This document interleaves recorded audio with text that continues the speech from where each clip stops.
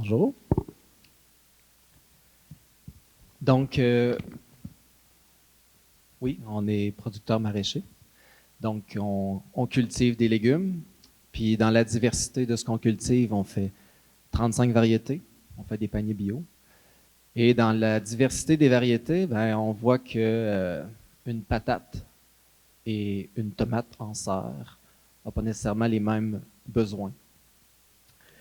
On voit que la diversité, dans la parabole, il y a eu plusieurs paraboles dans l'Évangile qui nous parlent, souvent à partir des choses de la création.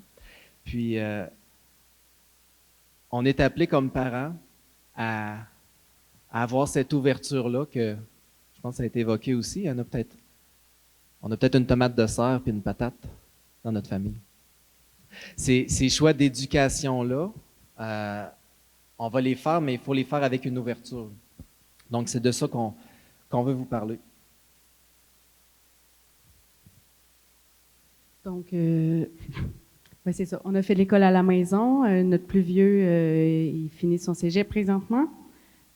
Puis notre plus jeune est en secondaire 3. On est très heureux du parcours qu'on a choisi. On a côtoyé cependant des familles qui font toutes sortes de parcours, là, autant au privé qu'au public. Donc, c'est plus d'une manière large qu'on va vous partager notre expérience aujourd'hui. Ouais. Notre implication en Église, on s'est impliqué à travers le camping des familles, entre autres, qu'on fait à la ferme chez nous. On s'est aussi impliqué beaucoup dans des groupes animés des 4-7 ans, des adolescents, on fait un camp d'ados. Puis tout ce mouvement-là, pour nous, c'est un appel d'éducateurs, c'est un appel de souci de transmission de la foi à nos enfants. Puis quand on dit nos enfants, c'est pas juste nos 3 enfants. C'est ça, notre plus vieux a 19 ans, notre deuxième a 17 ans, puis notre plus jeune a 13 ans. Puis notre souci de transmission de la foi à nos enfants, c'est plus large que nos enfants. C'est à tous ces enfants-là avec qui on a eu l'occasion de travailler, de passer des séjours. Fait que pour parler d'accompagner nos enfants dans leur éducation, on trouvait que la première chose, c'était peut-être un peu de savoir qu'est-ce qu'on entend par éducation. Parce qu'il y a l'éducation, puis même au sens étymologique, qui est de faire croître, de faire sortir, donc d'aider notre enfant à grandir, éduquer, puis à le faire sortir de l'enfance. Puis il y a l'instruction qui est des connaissances. L'instruction qui au sens étymologique, est d'équiper, de meubler. C'est ça le sens du mot instruction. Donc, il y a l'instruction. Quel choix d'instruction on va faire pour nos enfants? Mais peu importe le choix d'instruction, que ce soit école privée, publique, école maison, notre devoir de parents, c'est d'être éducateur, d'être le premier éducateur de nos enfants.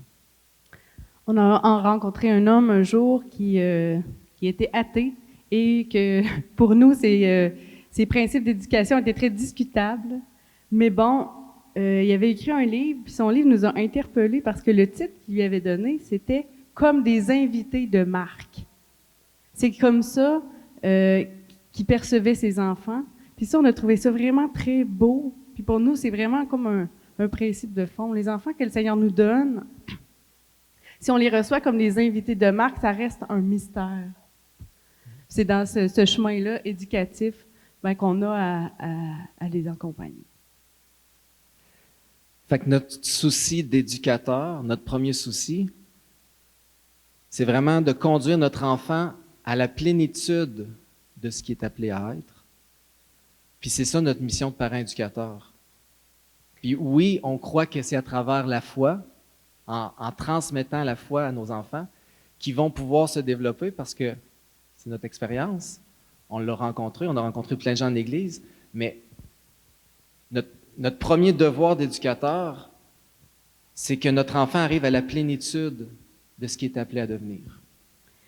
Donc, lorsqu'est venu le choix de quel genre d'instruction on allait donner, on s'est assis ensemble. Puis même si à l'époque, on était, je dirais, idéaliste, dans le sens que pour nous, quand on avait rencontré l'école maison, on s'est dit, c'est parfait, c'est le meilleur.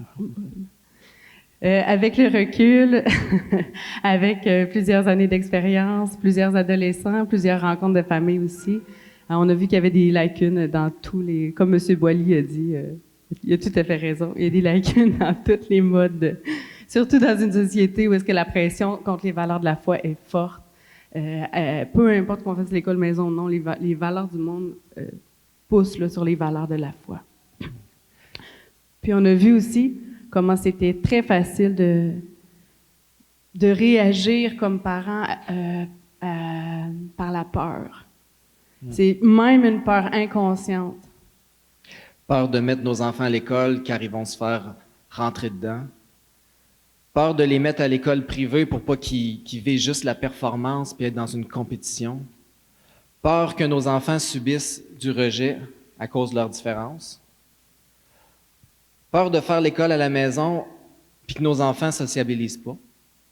Ou inversement, choisir l'école à la maison par peur.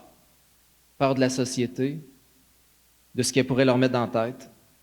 Ou choisir l'école publique par peur de surprotéger nos enfants. Je veux surtout pas faire l'école maison. J'ai peur. Il y a plusieurs manières de réagir à la peur. On peut réagir à la peur en disant finalement c'est pas si pire que ça, la société c'est pas si pire que ça, moi je peux rien faire de plus. Puis finalement baisser les bras devant un immense défi éducatif qui nous revient comme parents éducateurs. On peut aussi réagir à la peur en voulant comme contrôler un espace sain où est-ce qu'il n'y a pas de parasites qui vont pénétrer pour venir avilir nos enfants. C'est aussi une réaction de peur. On peut dire que un plant de tomates qu'on met en serre, où est-ce que les conditions parfaites, le soleil, eau, température, goutte à goutte, le moindrement qu'on ouvre la porte puis qu'il y a un courant d'air, ce plant-là va arrêter de porter du fruit, va tomber malade. C'est un bel exemple que Dieu nous donne dans la création pour montrer comment c'est important, les challenges pour la vie d'un enfant. Mais par exemple, un plant de pommes de terre ou un plant de carottes, où est-ce qu'il y aurait une grande sécheresse, qu'il n'y aurait pas l'eau nécessaire, qu'il n'y aurait pas les conditions de vie pour que les nutriments, pour le faire grandir, ça va donner des patates ratatinées qui ne vont pas être mangeables. C'est pareil pour les enfants. Saviez-vous qu'un plant de tomate peut attraper un coup de soleil? Oui. Si on veut sortir un plant de tomate d'une serre et qu'on le prend et on le met dehors, le lendemain, le feuillage va être brûlé par le soleil.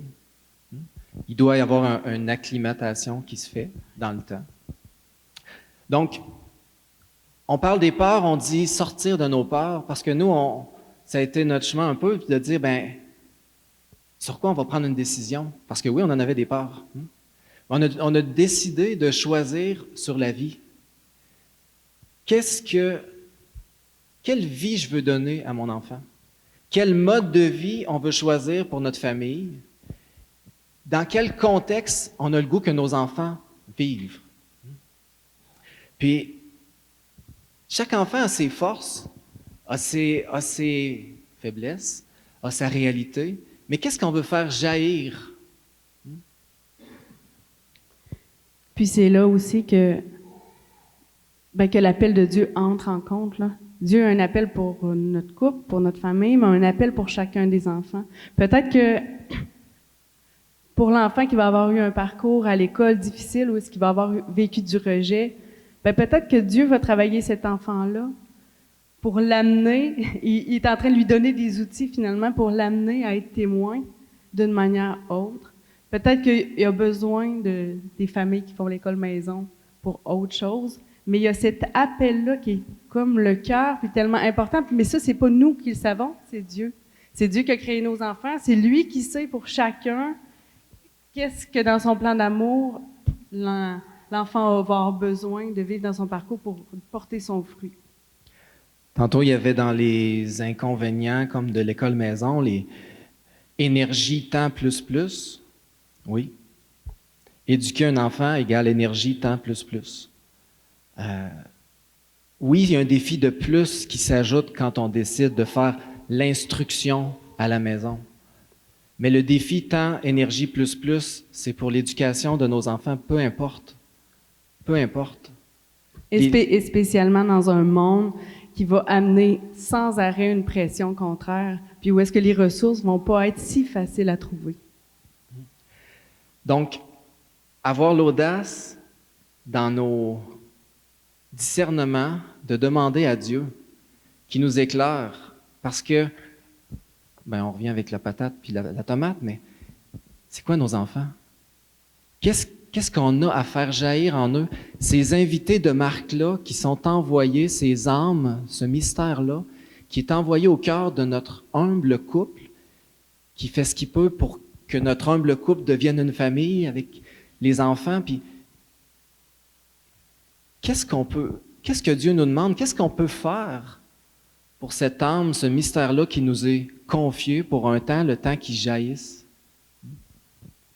Il y a cette audace de demander à Dieu, même si des fois nous autres on aurait une préférence, peu importe laquelle, de demander à Dieu quel chemin, puis après ça il y a les possibilités du réel aussi. Parce que si c'est juste qu'est-ce qu'on voudrait, peut-être qu'on aimerait bien envoyer notre enfant dans la meilleure école, mais peut-être qu'on n'a juste pas les moyens financiers. Peut-être qu'on aimerait ça faire l'école à la maison, que c'est ça qui nous tient, mais que finalement, on est une mère monoparentale ou il faut travailler parce que notre mari est malade ou peu importe. Dieu travaille dans ce réel-là, puis ça nous aide à discerner les appels que Dieu nous fait. On peut avoir quelque chose au cœur, mais Dieu, après ça, place dans une réalité. Puis ça, c'est hyper important à écouter si on veut faire un choix qui est juste pour nos enfants. Un exemple d'une famille qui nous partageait, eux ont fait l'école maison pendant le primaire, puis la plupart des enfants au secondaire ont pris le chemin de l'école publique, privée, puis différent. Puis ils voyaient leur dernier qui était avec un besoin autre. Puis c'est, mais comment on va faire? On ne voit pas qu'ils puissent continuer à la maison, on ne voit pas qu'ils puissent intégrer l'école privée ou l'école publique, parce que les autres avant avaient pris des chemins tous différents. Puis, tout à coup, il y a eu une aide de providence sur leur chemin qui leur a permis d'envoyer leur enfant à Montessori, parce que c'était qui allait rejoindre ce côté-là tactile, qui avait besoin de façon d'apprentissage, d'être ouvert que si c'est vraiment ce que Dieu veut pour notre enfant, puis qu'on accepte de se laisser bousculer, puis de vraiment chercher, il va nous parler par sa providence, il va nous inspirer. C'est comme si le premier appel, c'est d'avoir cette obéissance du cœur et de chercher d'abord l'appel de Dieu, et pour nous, et pour nos enfants, et pour notre famille. Puis être sûr que si c'est ça notre premier désir, puis que c'est pas, mettons, que notre enfant devienne le meilleur architecte ou le meilleur, ou peu importe les autres désirs qu'on a qui sont très bons, mais qui sont pas le premier, après ça, Dieu va mettre sur la route de notre enfant, autant que sur la nôtre, toutes les bénédictions nécessaires pour en faire un chrétien debout.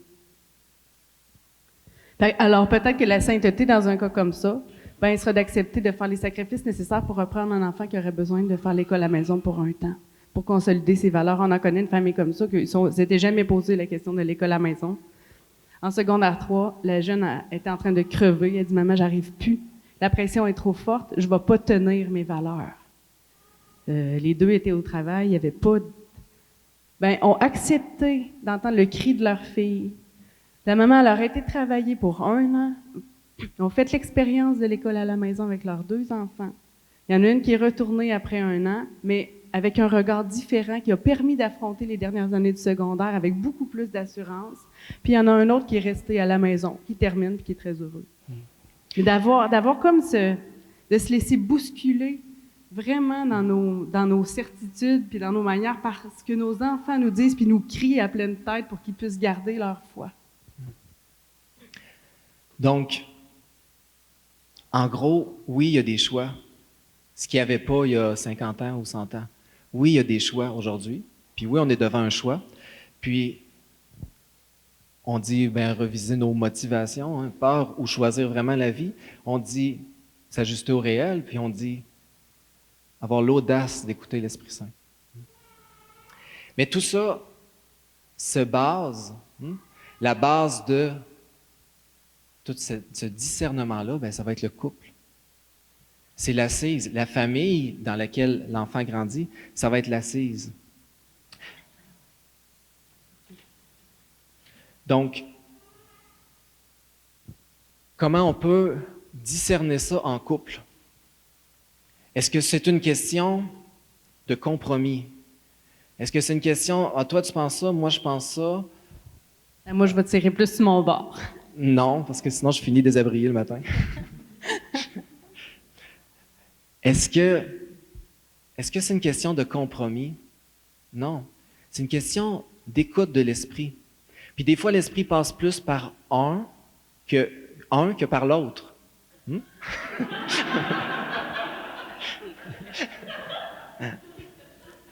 Mais d'avoir ce désir vraiment de faire ce que Dieu veut dans cette écoute-là. Puis pas dans le compromis, mais vraiment dans une recherche ensemble. Une obéissance de communion l'un à l'autre.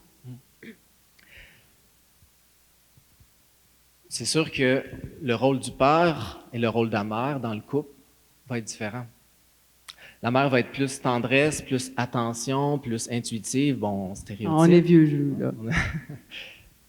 Puis le père va être plus protection, plus autorité, plus lancer, le pousser au devant, révéler à l'enfant. Puis c'est en comprenant ces différences-là aussi que ça peut nous aider à prendre des décisions plus éclairées. Je vais prendre un exemple, parce que des fois, pour que le père puisse prendre sa place, l'an passé, notre garçon, quand il avait 18 ans, il était rendu à son 2e char. Ouais, c'est ça. Là, il est rendu à son 5e. Là, je crois aujourd'hui, il a sauté son moteur sur un Mazda Speed 2003. Puis là, ben, il s'est mis dans la tête, en passant, notre garçon, il est au conservatoire, il termine son DEC en violon. Donc, l'année passée, il était au cégep en violon, puis là, il décide il dit, Pap, je suis allé voir sur Internet, puis je vais changer mon moteur. OK? Oui, il dit, le vieux char, le premier que j'avais, là, c'est un Mazda 2 litres 2003, c'est le même que dans le Speed. Il faudrait juste que je transfère le turbo, que je change la transmission, puis que je mette l'autre clutch. Très facile avec YouTube. J'ai vu ça sur YouTube, ça se fait. OK. Fait que là, Sarah, on en parle un petit peu le soir quand même. Sarah a dit, ben là, imagine si le char, il repart pas après. Imagine la déception. Tu peux pas le laisser faire ça. Puis là, en plus, imagine qu'il se scratche une main, là. Tu sais, là, jouer dans la mécanique avec la graisse, tu sais, il fait du violon, là. Ça n'a pas de bon sens. Fait que là, je t'allais demander conseil au mécanicien au bout de le rang. J'ai dit, qu'est-ce que t'en penses? Bon, il dit, ça peut se faire. Il dit, si vous avez un problème, viendrez me voir. Fait qu'on s'est lancé dans le projet. Nous, on a reculé les 2 chars dans la grange, un côté de l'autre. On l'a levé avec le tracteur, on a mis des balles de foin. Puis là, le char était jacké là, les 2. Puis là, il démanchait sur un. Là, j'ai dit, tu commences par lui. Si tu pètes de quoi, tu vas pouvoir regarder pour le défaire de la bonne façon sur l'autre. Fait que là, tout comme ça, il a réussi. Changé son moteur. Puis il a reparti son char. Fait que ça, c'est un exemple du père qui appelle au devant, qui révèle, puis le rôle de la mère.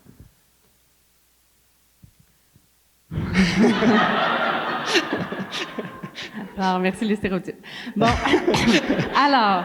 On peut parler d'une mère avec... Non, mais une des choses que dans notre couple, on a vécu tellement souvent et qui est tellement difficile parce que c'est tellement dur de se comprendre sur ce point-là, mais souvent, c'est vrai que Dieu donne pas la même chose, les mêmes renseignements aux 2 parents, avec les forces et les faiblesses. Moi, je sais que souvent, j'étais sûre qu'il y a un enfant qui vivait quelque chose de très difficile, mais il n'y a rien qui paraît. Hein. Vous savez, après 13 ans, les enfants, il y a bien des choses qu'ils nous disent pas. Mais elle n'avait pas d'argument. Mais j'ai pas d'argument, voilà. Ben, dans mon intuition de mère, je sais qu'il y a quelque chose qui va pas bien. Ça prend un argument. Et que c'est sérieux, mais ça prend des arguments. Il faut que je puisse expliquer les choses. Alors, ça prend beaucoup de temps avant de convaincre le papa de dire, est-ce qu'on peut faire quelque chose? Mais... Bref, souvent c'est arrivé. Et puis à chaque fois que Charles a eu cette obéissance d'amour, à chaque fois, Dieu nous a donné la lumière. À chaque fois qu'on s'est mis à genoux pour quelque chose qu'on savait même pas, à cause de cette comme intuition de la maman, mais que moi je savais que je peux rien faire parce que les enfants ils voulaient rien me dire. Mais je savais qu'il y avait juste avec Charles que ça passerait. Lui, il fallait comme qu'il accepte d'écouter mes craintes, mais pour pouvoir lui agir. Puis Cette complémentarité puis communion-là est vraiment comme une clé là, au niveau de l'éducation qui rend nos enfants comme... C'est ça, qui nous fait comme porter attention à ce qu'ils vivent vraiment là, dans leur chemin. Fait que ça, c'est vraiment la base. Ça va être parent, premier éducateur, la base, ça va être le couple, ça va être comment on va vivre, comment on va écouter, comment on va se laisser interpeller. D'ailleurs, on peut parler de l'école à la maison aussi. Autant qu'au début, on s'est dit « Oh mon Dieu, c'est extraordinaire! » Nous, on a trouvé ça tellement merveilleux de pouvoir avoir ces dialogues avec nos enfants qu'on est arrivé à 12 ans. Alors, préparez-vous, les mamans qui veulent faire l'école à la maison. C'est tout un défi. À 12 ans, on l'a vu avec tous les enfants, même si les caractères étaient très différents de nos 3 enfants, il y a quelque chose à partir de 11, 12, 13 ans, dépendamment de l'enfant, qui tourne. Puis, c'est tellement... Comme pas évident, ça demande tellement cette délicatesse-là quand que l'instruction se fait à la maison, que la maman puisse rester la maman et non pas... Parce qu'elle a le rôle d'institutrice, elle a le rôle de maman, elle a le rôle d'être présence, attentionnée, mais elle a le rôle de dire, ben là, faut que tu fasses tes maths. Fait que c'est un gros défi. Et c'est là que ça devient tellement important, autant que le rôle du père est important depuis le début, parce que c'est la confiance puis le dialogue se tissent dans les toutes premières années, autant qu'il y a vraiment comme rendu au début de l'adolescence comme un essentiel là, qu'il faut vraiment donner que le papa comme prenne une place. Donc, une des choses qu'on a remarqué aussi dans notre parcours avec toutes les jeunes qu'on a vus passer, il y a des étapes, on n'est pas psychologue, on va vous résumer les étapes à la façon que nous, on l'a compris et perçu de notre expérience. On a vu que 0-8 ans,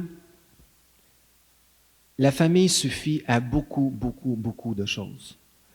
Une famille qui dirait, moi, je sais pas, l'école maison, tout ça, ben, vas-y à 7 ans, 8 ans, fais-le le premier, première année, il n'y a pas de problème. La famille suffit à beaucoup jusqu'à 8 ans. De 9 à 11 ans, là, quand on arrive à la fin du primaire, si c'est juste face aux parents et juste face à la famille, l'enfant a besoin de références au niveau de son âge, a besoin d'amis. Si on pense juste à la transmission de la foi, puis ça a été ce qui a fait naître le camping des familles, parce que nous, c'est né du besoin de nos enfants. Notre plus vieux avait 3 ans, puis notre bébé avait 1 an, quand on a lancé le camping des familles.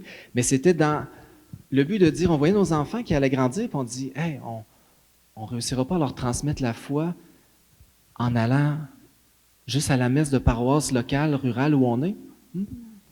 Ça va prendre une église autour de lui. Puis, de 9 à 12 ans, on le voit dans ces âges-là, ça prend un réseau d'amis. Ouais, un réseau d'amis, puis c'est vraiment... Ça fortifie tellement, on l'a vu beaucoup là, dans les groupes d'enfants là, de 9-13 ans, là, de comment de juste voir d'autres enfants prier avec eux. Mm-hmm. Ça vaut 10 catéchèses ou 50 catéchèses. Juste qu'ils voient qu'ils ne sont pas seuls de leur âge à prier, à parler à Dieu, à avoir une relation avec la foi. Ouais. Puis quand on arrive à 12-13 ans, là, le besoin s'élargit et l'enfant grandit.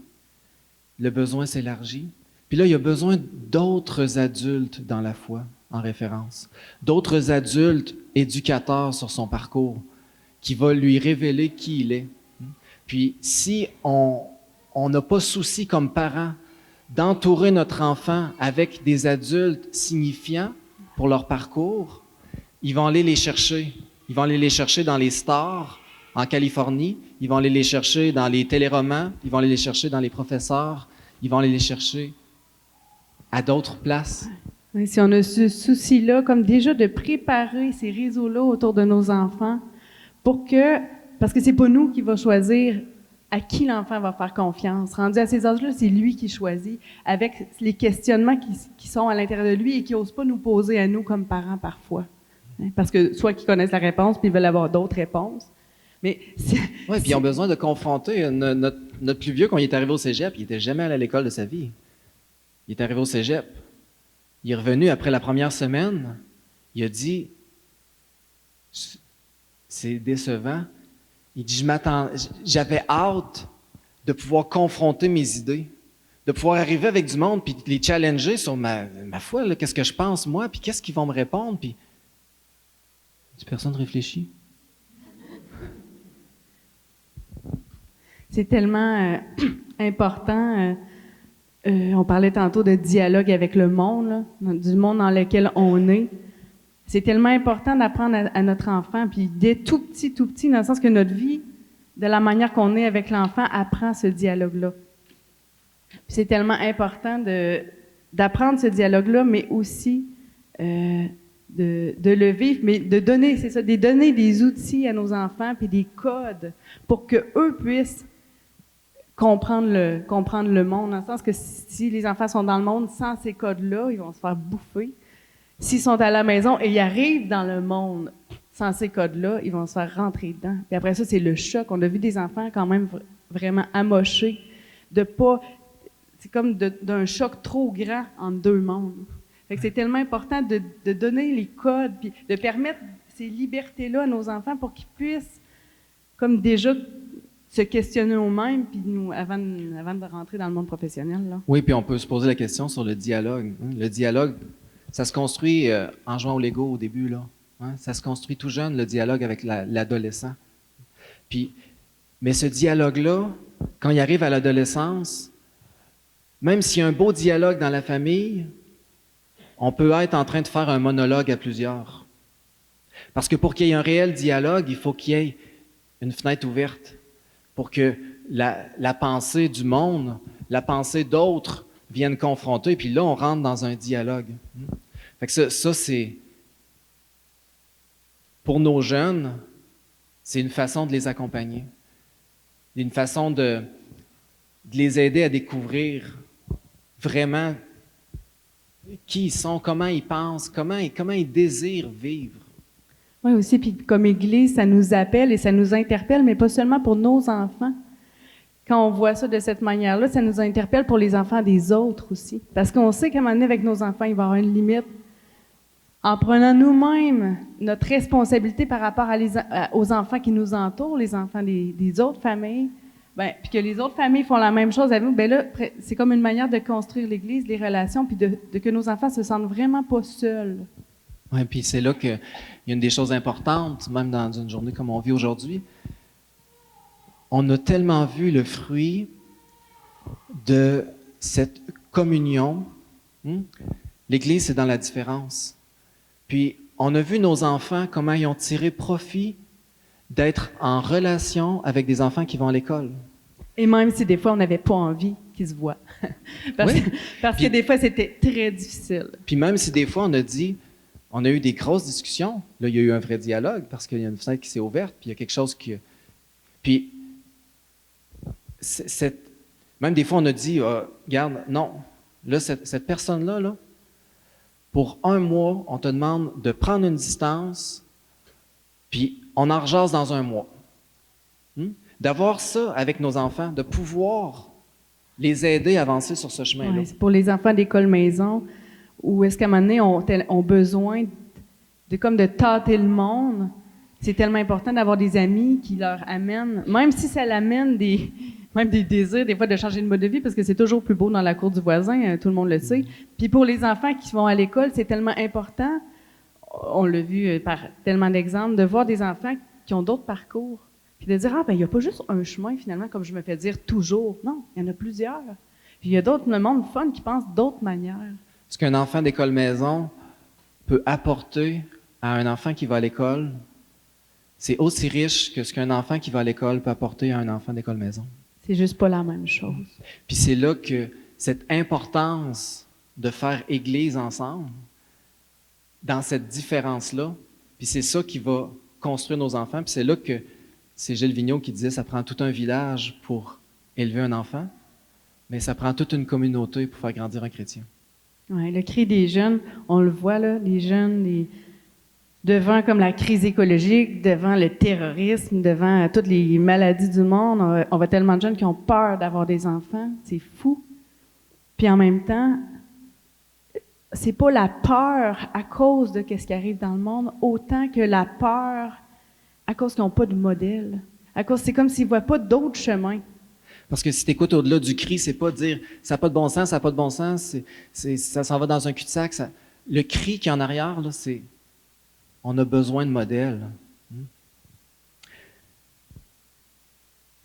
On va réussir notre devoir de parents éducateurs chrétiens, d'élever des adultes libres, épanouis en étant Église.